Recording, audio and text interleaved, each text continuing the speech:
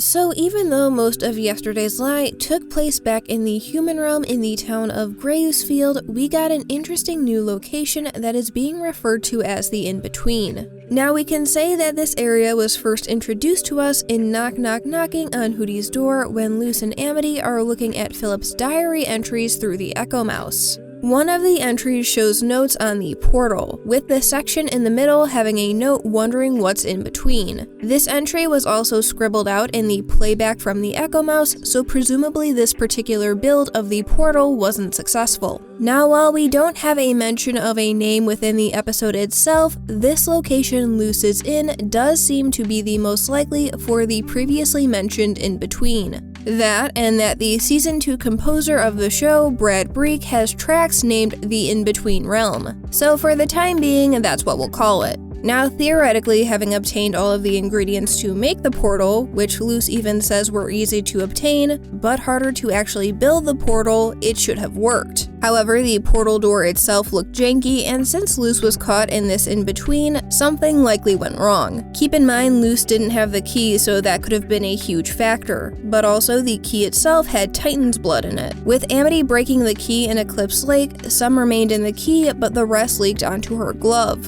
I can only assume that the amount of Titan's blood in the key was a precise and measured amount that was needed to make the portal work. Since that's no longer the case with the broken key, that probably affected how the finished portal turned out. So we're likely seeing the repercussions of that in yesterday's lie. Now while Luce is here, she can call out the name of someone and see them through nearby reflections, such as mirrors and windows. We see that she can see people in both the demon realm and the human realm, as she can see Ida, King, and Hootie, as well as Camila and V. But aside from the location itself and that Luce can look through reflections, there are also some whispers that can be heard. And I want to give a shout out to the YouTube channel Nat, who as far as I know was the first to isolate the audio from the scenes from the In-Between. So be sure to check out their video. For the purposes of this video, I'll have my own clips edited. Thankfully, Season 2 composer Brad Breek has the tracks from yesterday's lie available, as well as all of the other music from the first 10 episodes on his YouTube channel, which makes it a whole lot easier to hear these whispers without Luce's dialogue or sound effects. But also keep in mind that some of these whispers aren't totally clear, so some of these may be a little bit of speculation on my end. But without further ado, let's get into our first clip.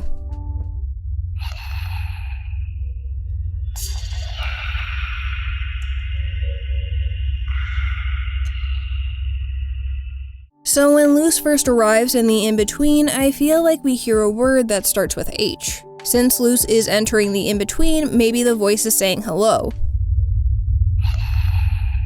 It's hard to tell, and the following whispers don't seem to be words either.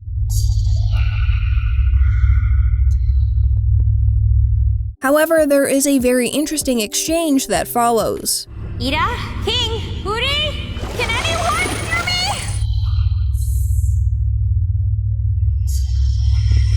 So very clearly we can hear Luce asking the question if anyone can hear her and the voice responding yes. So whatever this voice is has some intelligence and can understand Luce. Moving along, right before Luce looks at the Owl Gang through the window, we hear another indiscernible whisper.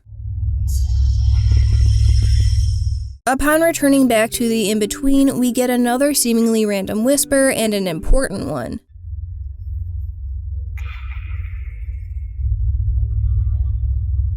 Camila Noceda of the human realm? Now the first one is a word or a sound that starts with C or K, but the following seems to say Noceda after Luce calls out Camila's name. Camila Noceda of the human realm? I guess you could say that the voice was trying to say Camila with the first whisper, but Luce hadn't said her name out loud yet. It's only after Luce says the name that the voice says Noceda. But who knows, this is a weird place in a show with magic, so it's not entirely out of the realm of possibility that this voice has a vague idea about Camila before Luce said her name. But it seems a little unlikely. When Luce tries to use the ice glyph, there are two things I want to talk about, one of which is that we hear another whisper.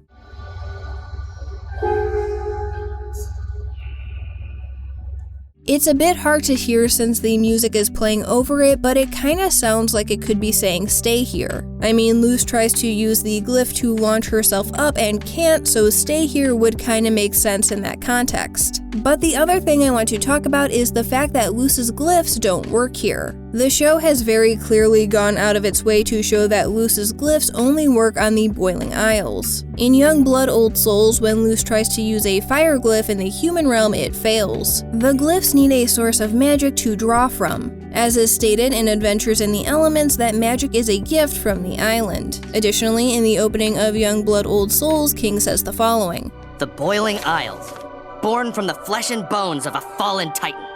This original magic was so potent, all life on the Isles evolved to wield magic too."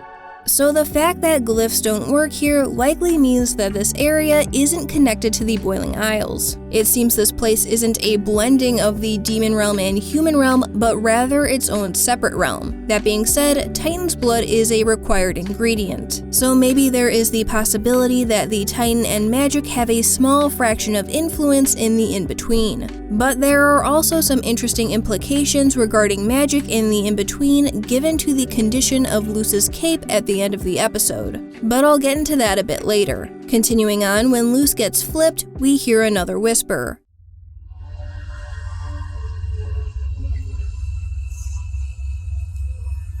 Though it's another instance where it's hard to make out what it's saying. The same can be said after Luce sees her mom and V in the reflection.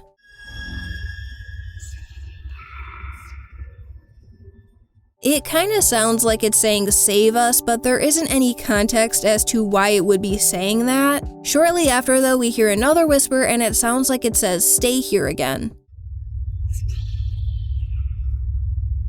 And the following one sounds like it says Luce Nocetta.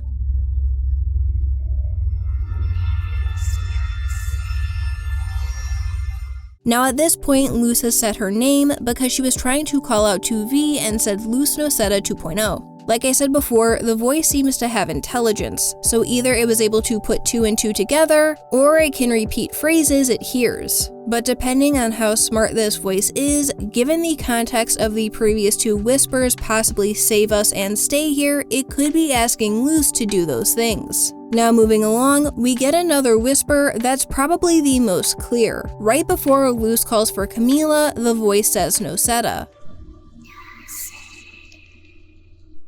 Now interestingly enough, in Brad Breek's tracks, the whispers are all included, the only exception being this particular whisper of Nocetta. Now this could just be a coincidence, but I do find it odd that the clearest whisper also happens to be the one that isn't included in the music track, which could mean that this voice does belong to an actual character in the show. If so, who could it be? I brought up the Titan before since its blood is required for the portal. Belos does say he can speak to the Titan, although the truthfulness of that is still questionable. But it does seem possible that the Titan could be the voice since its blood is the main component of leaks between realms. The thing that gives me pause though is what I said before about Luce's glyphs not working. It's made very clear that Luce needs to be on the Isles for her magic to work. Since it doesn't in the in-between, that makes it seem like it's its own realm. If it is its own realm, then it's not crazy to think that it has its own inhabitants, possibly these voices.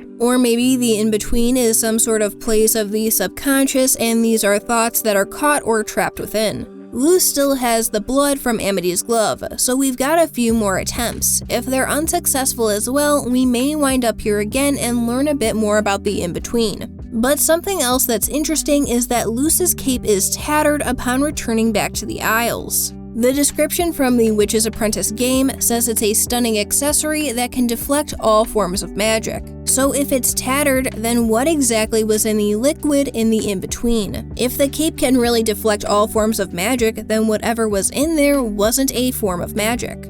Which kinda adds to the idea that the in-between is its own realm, separate from the human or demon realm and has its own laws and physics. Either way, I would definitely want to come here again at some point. There's definitely a lot of mystery surrounding the in-between with the ability to see through reflections, the whispers and voices, and the liquid that eats at Luce's magic-repelling cloak. I think it's such a cool location that it'd be a shame to never visit it again, or at the very least get mention or clarification on what it actually is. But if the first half of Season 2 was any indication, a lot of these plot threads are starting to come together and intertwine. So I wouldn't be surprised if any of the pre-established plot threads lead us to learning more about the in-between. But one thing is certain, and that's the promise Luce made to her mom to return home and stay there. How Luce handles that promise, we'll have to wait and see.